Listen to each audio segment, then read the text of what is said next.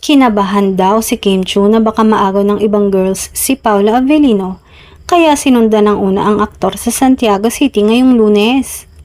Actually, pampagood vibes na komento lang yan ng netizens sa social media dahil ang totoo ay magkasama talaga sina Kim at Paulo bilang special guest sa Balamban Dance Festival Grand Concert sa Santiago Sports Complex. Nauna lang si Pau sa nasabing lugar dahil dalawa ang event niya doon. Isang araw nga kasi bago ang event na magkasama ang Kim Pao ay nangharana na sa mga nagagandahang kandidata ng Binibining Santiago 2025 si Paulo. Kaya nagdilulo ang mga fans na nagselos daw si Kimi sa mga hinarana ng napapabalitang boyfriend.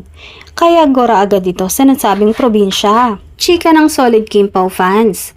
Sure na sure daw sila na trabaho lang ang ginawang pagsiserenade ni Pao sa girls.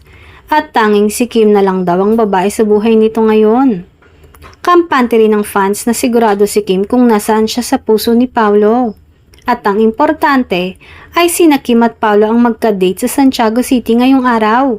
Bumawi nga daw agad si Paulo.